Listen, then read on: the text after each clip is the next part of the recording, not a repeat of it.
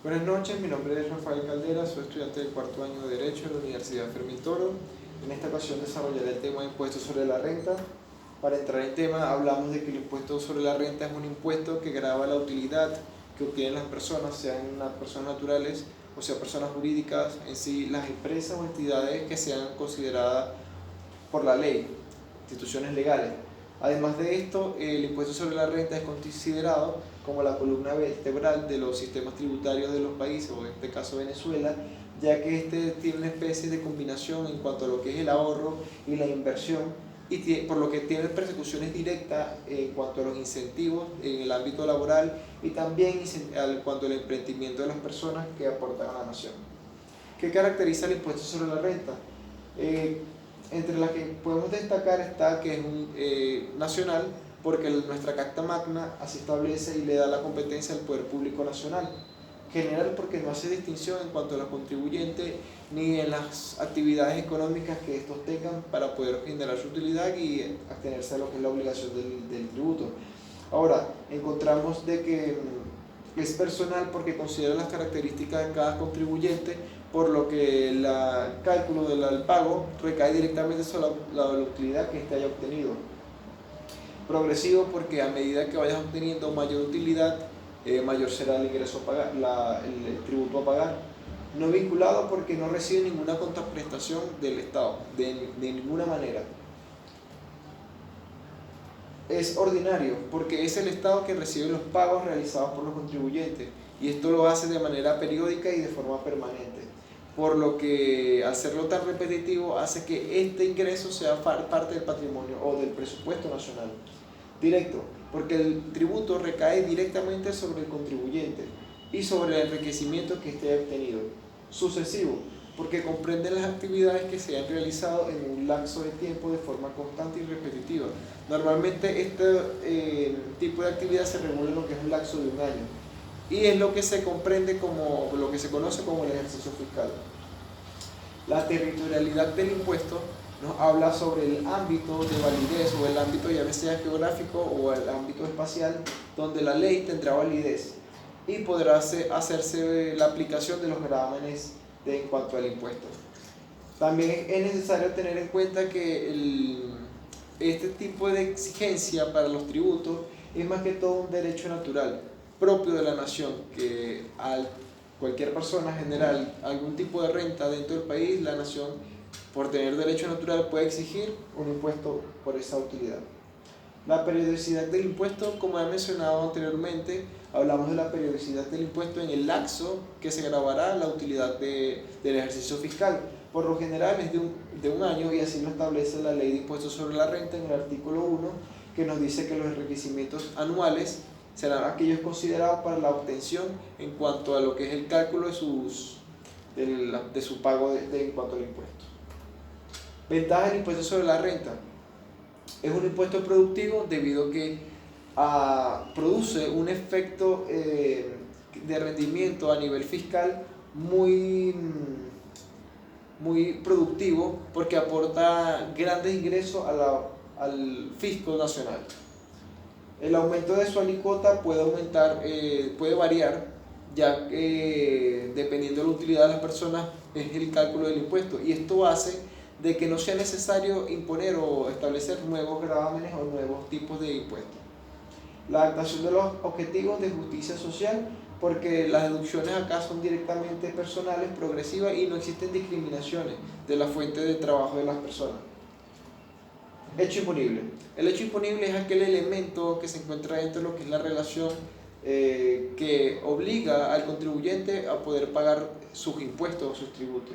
El hecho imponible es aquel elemento importante que le da nacimiento a la obligación del pago del tributo. Sujeto pasivo del impuesto sobre la renta. La ley de impuestos sobre la renta nos establece tres formas de sujetos pasivos, dentro de las que encontramos las personas jurídicas o naturales domiciliadas o residenciadas en Venezuela, que ciertamente son aquellas personas que generan su renta dentro del país. Las personas jurídicas o naturales no domiciliadas o no residenciales en Venezuela, que no tengan establecimiento permanente o base fija en el país, pero que éstas hayan obtenido alguna renta, alguna utilidad dentro de la misma. Personas jurídicas o no naturales personas jurídicas o naturales no domiciliadas, no residenciadas en Venezuela, que tengan un establecimiento permanente o base fija dentro del país. Entonces, en este caso, personas que estén en el extranjero, pero que tengan alguna residencia física y generen renta o utilidad, se estén enriqueciendo, tendrán que hacer su declaración de esa utilidad. Pero acá es donde encontramos algo muy importante que hay que destacar, que lo que diferentes naciones, en este caso Venezuela, genera tipos de acuerdo con otros estados, a forma de que se pueda evitar lo que es la doble tributación. Las tarifas, en cuanto que se le debe calcular o aplicar a los sujetos, las podemos encontrar ubicadas en la Ley de Impuestos sobre la Renta en 3 artículos. Establece 3 fases de tarifa: la tarifa 1, tarifa 2 y la tarifa 3, que esto fija lo que es el enriquecimiento, y en base al enriquecimiento se aplicará el cálculo del impuesto a pagar. La tarifa 2 la encontramos en el artículo 52 de la Ley de Impuestos sobre la Renta, y la tarifa 3 en el artículo 53 de la Ley de Impuestos sobre la Renta. La clasificación de las potestades tributarias. Encontramos 2 tipos de clasificaciones, que es la potestad tributaria originaria, la potestad tributaria derivada. La originaria es aquella que emana directamente de lo que es propia del Estado y se encuentra sustentada en lo que es la Carta Magna o la Constitución, porque ésta hace valer y respetar los principios institucionales establecidos en la misma. Ahora, la potestad tributaria derivada es aquella facultad que impone y que tiene el carácter municipal o estatal, por lo que estos, a través de, digamos que de alguna forma directa y de forma inmediata, pueden generar algún tipo de contribución o impuesto, pero a largo plazo, o en pocas palabras, se dice que este tipo de generación de impuestos o de establecer leyes son leyes que van a ser como una base en cuanto al desarrollo de los principios que se establecerán en la Constitución. Modo de extinción de la relación tributaria. El modo más directo y más fácil de lo que es extinguir la relación jurídico-tributaria es el pago de la obligación. Y así lo establece el artículo 39, numeral 1, que dice que establece como primero el pago, que constituye el medio natural de la extinción de cualquier obligación que exista, ya sea tributaria o civil. Ahora, la compensación. La compensación es una forma de extinción que bien se encuentra concatenada en el artículo 39, pero esta deriva a que el contribuyente compensa su obligación con un crédito a favor, por lo que una cosa sustenta a la otra. La confusión es cuando las cualidades del acreedor se encuentran dentro del mismo deudor, es decir, cuando una persona tiene las mismas cualidades de acreedor y deudor, entonces por confusión se extingue lo que es la obligación. En pocas palabras, un ejemplo claro que podemos decir es cuando sujeto A le debe sujeto B y sujeto B hereda lo de sujeto A, entonces no me puedo deber a mí mismo, por eso se extingue por confusión. También encontramos la remisión, que este pago de los tributos solo puede ser condonado o remitida por algún tipo de ley especial. Ahora, la declaratoria de incobrabilidad, esto es como quien dice, una actividad que realiza lo que es la hacienda pública cuando se encuentra realizando ajustes en cuanto a lo que es sus salidas contables. Y ya cuando tienen mucho tiempo, ya este tipo de impuestos ya no puede ser cobrado, para limpiar, declarar la incobrabilidad. Formas de efectuar el pago. El Código Orgánico Tributario nos señala que el pago debe ser efectuado por los sujetos pasivos. También puede ser generado por terceras personas, pero estas personas tienen que se deben adaptar a lo que son los derechos y garantías y privilegios del sujeto activo, por lo que pueden, como he mencionado, un tercero puede pagar lo que es directamente el sujeto pasivo. Esto lo podemos encontrar establecido en el artículo 40 del Código Orgánico Tributario. Lugar y fecha. El artículo 41 del Código Orgánico Tributario nos dice que el lugar y fecha en cuanto al pago deberá establecerse de lo que son las oficinas recaudatorias, cualquier oficina que se encargue de recaudar este tipo de impuestos. Ahora, en cuanto a la fecha, es importante mencionar que estas tienen una fecha de pago, y si tú pagas después generarás intereses moratorios, por lo que es importante pagar antes de la fecha de vencimiento del pago.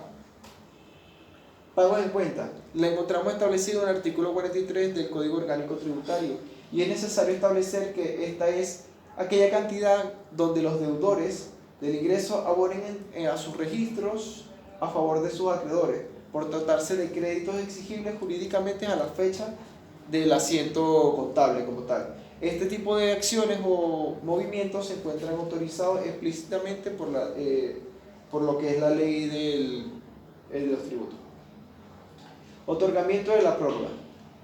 En el artículo 45 nos establece que el Ejecutivo Nacional es el único ente con la capacidad y la facultad de poder establecer prórrogas y facilidades de pago para lo que son las obligaciones vencidas o por vencer.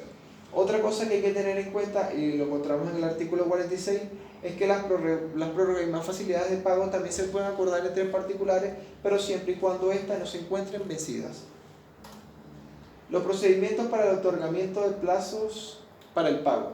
El artículo 48 nos dice que la máxima autoridad en cuanto a la administración tributaria establecerá los procedimientos a seguir para dar prórroga o facilidades de pago, pero este tipo de lapsos o prórrogas no podrán pasar de los 36 meses. Efecto del pago. Efecto del pago lo primero que genera es la extinción de la obligación y así lo encontramos establecido, por lo que esto también nos da como consecuencia lo que es la liberación del deudor, y el deudor tiene el derecho de exigirle al sujeto pasivo, en este caso al Estado, algún tipo de comprobante que demuestre que éste ha realizado los pagos correspondientes. El efecto liberatorio demuestra que la persona pasiva, en este caso el contribuyente, es una persona que cumple con los requisitos establecidos tanto por las leyes tributarias y por la Constitución. Procedimiento de la determinación tributaria.